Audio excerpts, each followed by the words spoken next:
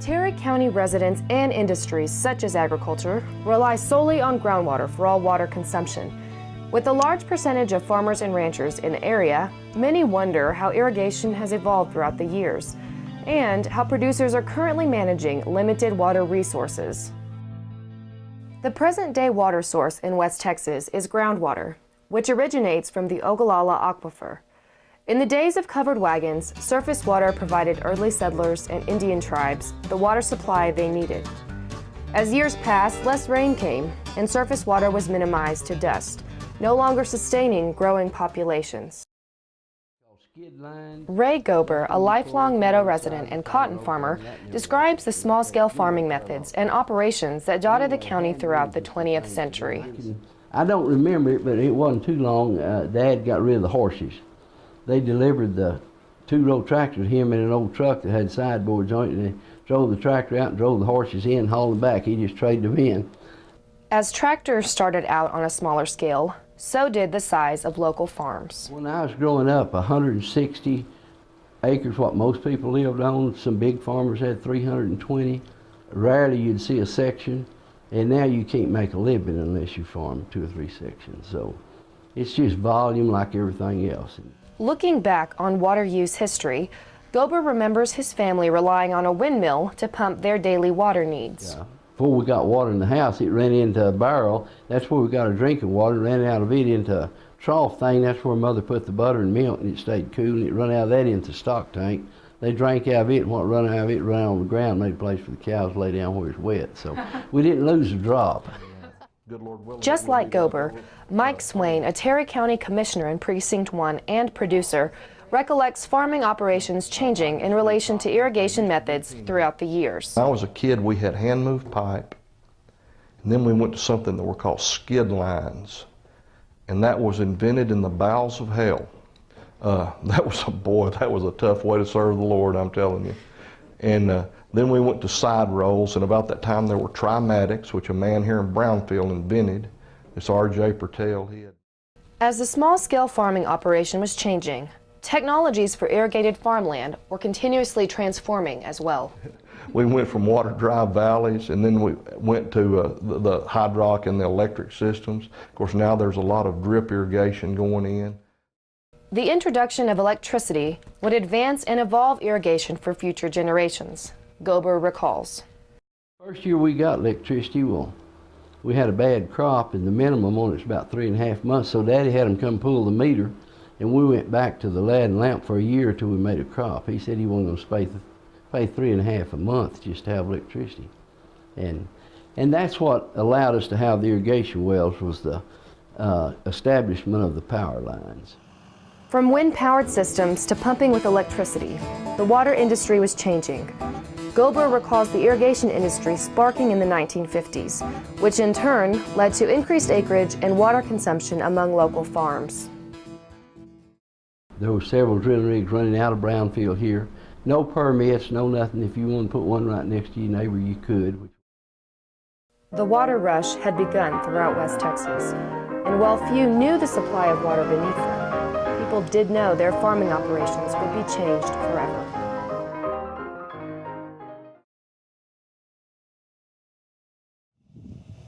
Dan Day Sr., a retired farmer and rancher, remembers the days when water well drilling became a constant in Terry County. And everybody had to wait for weeks and weeks for an irrigation well, and wells were punched, and well drillers just came in, and it was night and day drilling. Despite farmers rapidly adopting irrigation in many areas of the state, the 1950s drought still plagued the countryside, Day says. And then we had that drought in the early 50s. And it's just something people just live through. But when we discovered that we could irrigate, it changed the thinking and the way of farming totally, I'd say. Irrigated farmland stretched across the South Plains. and farms were yielding more than they ever had. The future looked promising, and it was, but the question of how much water existed below ground soon became the forefront of conversation. Well, I don't think we could see that far ahead and realize that I think the problem was that we just didn't have a clue what we had down there. The only thing we knew, we just had water. With a growing demand in irrigated acres and greater water use, irrigating for the majority of the dry West Texas growing season became prevalent. Despite the increased production, Swain still believes there should be a balance between rainfall and irrigation when possible. Now, this is just my opinion, but irrigation was always meant to be a supplement unto rainfall. It was never meant to be the full meal deal.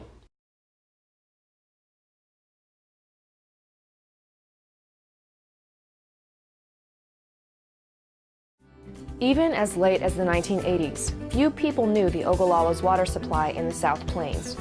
In order to regulate locally, the first South Plains Underground Water Conservation District was created in 1966. Due to controversy, the 66 board was dissolved in 1968. It wouldn't be until 1991, with House Bill 281, that the current district would take full effect. Doyle Moss, an original board member and previous president of today's board, believes the community has benefited from the board's efforts throughout the years. We had some good times and some bad times, but we always worked it out. Moss believes the board has positively influenced the community and has provided awareness of what the water district does. A lot of people don't know what goes on or how it works, or they just know they need to get a permit, and their biggest reason for getting the permit is so we can keep record of who's got what, you know. The board was established to keep control at the local level, Moss The says. main reason that we formed our own county office was that to keep the state from regulating us. The state was fixing to tell us what we could do, and we wasn't real pleased with that. Cotton, I used to do peanuts. Just like Moss, Mike Swain agrees local control of underground water is best. Quality and quantity. I still think local people are more in touch with the local situation. And you know, Texas is such a big state, you can't paint it all with one brush.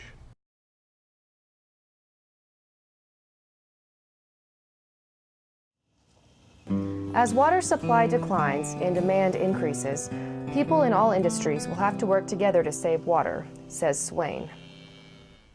There needs to be a whole lot of partnering and conversations between different entities where we can do things that make sense to protect our water. Looking back on his own well drilling history, Swain has experienced the repercussions of drastic water decline. So whenever I was a kid, our circle systems were set up on 800 gallons a minute. And when I started farming, nearly every pivot I had was on at least 600 gallons a minute. And now I have pivots set up on 200 gallons a minute, and I even have 350 gallon a minute systems. And if you were going to start irrigating, there's no way that that's economically feasible, but I already have all the infrastructure. I have the wells, I have the pipe, I have the wire, I have the pumps, I have the system. The South Plains region has faced a consistent decline in water supply since the late 80s.